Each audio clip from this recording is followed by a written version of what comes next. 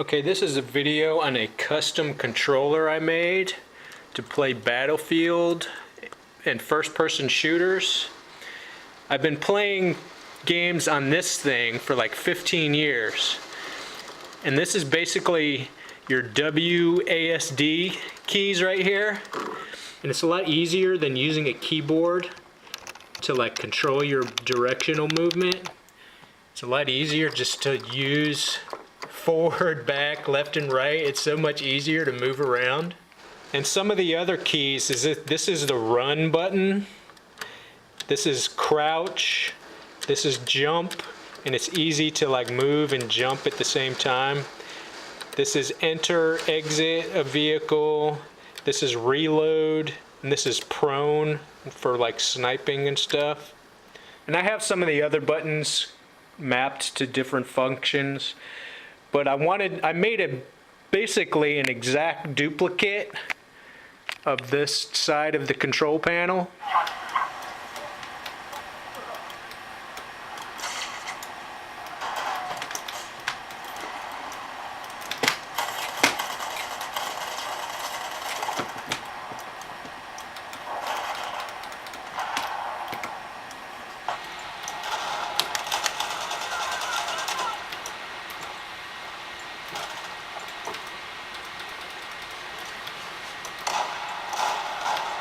And as a bonus, I can play like real arcade games.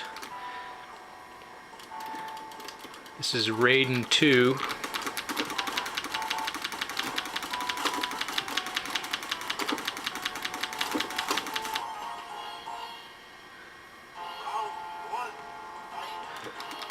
This is Super Street Fighter. And there's pinball buttons on each side, and I can play visual pinball. It's awesome having the flipper buttons.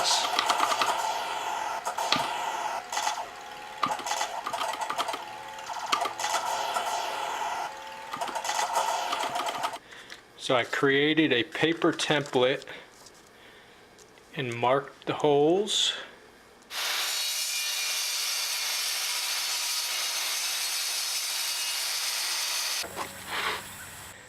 So I laid out the paper template and marked the little holes, and then I'll drill for the buttons. And I use a hole saw on a drill.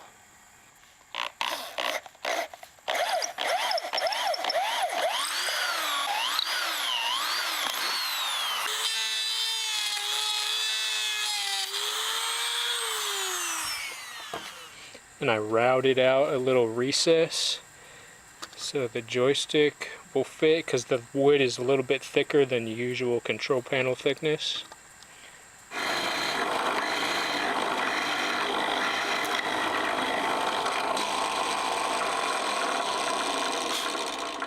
So here's the final construction. I spent about 2 or 3 hours just sanding it, getting everything lined up nice and smooth.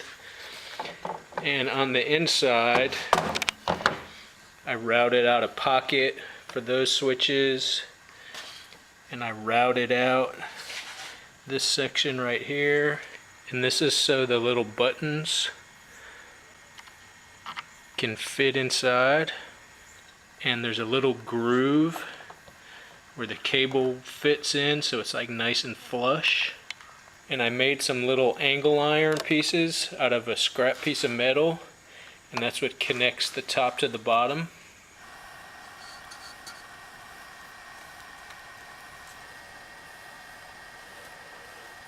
This is what I use to interface with the buttons. It plugs into a USB port. It's called an EPIC. It's from ultimark.com. And you just insert the wire into one of the holes and then screw down the little terminal, and it holds it in there. And it's basically like a keyboard. When you press a button, it's just a key switch. Like it's the R switch, F switch, A switch, left, right, up, and down. So here's the arcade parts. The buttons I got from Paradise Arcade Shop, and these are called Industrias Lorenzo, and these are the best buttons you can get. These are the original happ buttons before they started moving production to China. I made a mistake and bought happ buttons at first, and when I got them I noticed they're like way cheaper and they don't feel right. Okay, this is the Industrias Lorenzo button, and you'll notice there's like real close clearance. This is the happ button, and you'll notice it like wobbles around. It's a real cheap feeling. And the top of the button, top of the happ button sticks up a lot higher than the Lorenzo. But the main difference is on the Industrias Lorenzo, there's like a very hair distance between the plunger and the push button. And with the happ button, there's like a big gap. So like there's like this whole bunch of free play, and this one there's like no free play. So get the Industrias Lorenzos. These are the best ones. And I have an 8-way joystick that's also Industrias Lorenzo. And the rest of the parts I got from Radio Shack. These little push buttons and terminals, 0.187 terminals. And the wire is from Radio Shack. Something cool about these buttons is you can unscrew the tail end in case you ever need to clean it. You can clean the little contact points. And get cherry micro switches. These are the best switch. Something else is you can clean these. I've had a couple go bad over the years, and at first I'd replace them. I'd just put a new switch in there, but you can actually like clean them. You just pull the cover off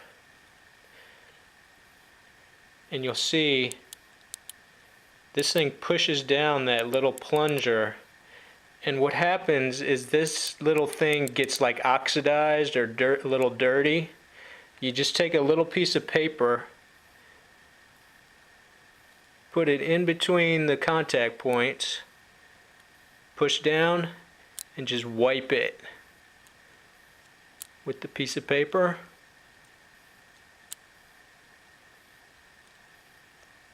And it cleans it, and now it'll be good as new. Don't have to buy a new switch.